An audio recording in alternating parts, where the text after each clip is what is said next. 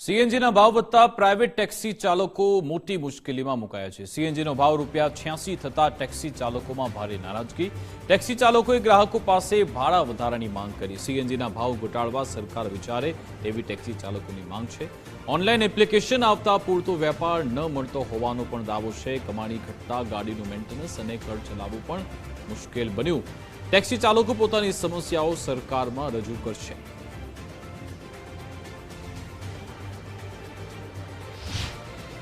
એક તરફ મોંઘવારી દિવસે ને દિવસે વધી રહી છે ત્યારે પેટ્રોલ ડીઝલ અને સીએનજીમાં જે રીતે ભાવ વધારો થયો ત્યારે અમદાવાદના જે ટેક્સી ડ્રાઈવરો છે તેમને સીએનજીના ભાવ વધારાને લઈને ક્યાંક ને ક્યાંક વિરોધ અત્યારે હાલ દર્શાવી રહ્યા છે। તેઓ સરકારમાં પણ રજૂઆત કરવાના જવાબની વાત કરી રહ્યા છે। મહત્વની વાત છે કે જે રીતે પેટ્રોલ ડીઝલની સાથે હવે સીએનજીમાં ₹3નો વધારો થયો એટલે 83ની જગ્યાએ હવે ₹86 સીએનજી થયા બાદ જે ટેક્સી ડ્રાઈવરો છે જે રોજીરોટી માટે 12-15 કલાક જે છે તે ગાડી ડ્રાઈવ કરતા હોય છે, પોતાના પરિવારનું ગુજરાન ચલાવતા હોય છે, ત્યારે સીએનજીની ભાવ વધારાની સાથે તેઓ અત્યારે હાલ મુશ્કેલીમાં મુકાયા છે। તેમની આવકમાં મોટા પ્રમાણમાં ફરક પડી રહ્યો છે। તેઓ અત્યારે હાલ શું રજૂઆત છે, ખાસ કરીને સીએનજીનો ભાવ વધારો થયો છે, શું કહેશો?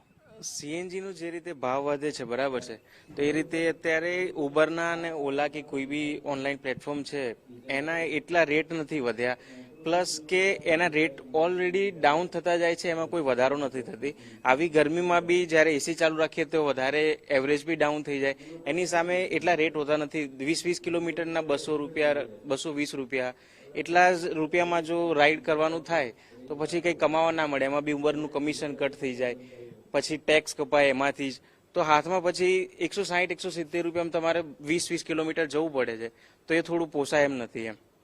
શું કહેશો, ખાસ કરીને જે રીતે ભાવ ₹3 વધ્યો છે, કેટલું અગવડતા પડી શકે, કેટલી તકલીફ પડી રહેશે, કે શું માંગ છે? અત્યારે હાલ જે સીએનજીના જે ભાવ વધારો આવી રહ્યો છે બરાબર, કે એમાં અત્યારે અમારા જે ઓલા ઉબેરમાં જે અત્યારે ભાવ ચાલી રહ્યો છે, જે ડ્રાઈવ પાસ કહેવાય છે અમારી ભાષામાં, એ ભાવ વધારામાં એમાં એ લોકોએ ભાવ વધારી દીધો છે। પ્લસ કે જે અત્યારે હાલ જે અમે રાઈડો મારીએ છીએ એમાં અમને ₹10 કિલોમીટર યા ₹9 કિલોમીટરના પ્રમાણે એમનો ભાવ આપે છે બરાબર, જે ઓલરેડી અમને એ પોસાતું નથી। અમારા અત્યારે હાલ ગુજરાન બી ચાલતા નથી। જે અમે પહેલા 4,500-5,000 રૂપિયા અમે રોજના રોજ કમાતા હતા, એ અત્યારે હાલ અમે 1,000-1,500માં અમે ઘેરે લઈને જઈએ છીએ।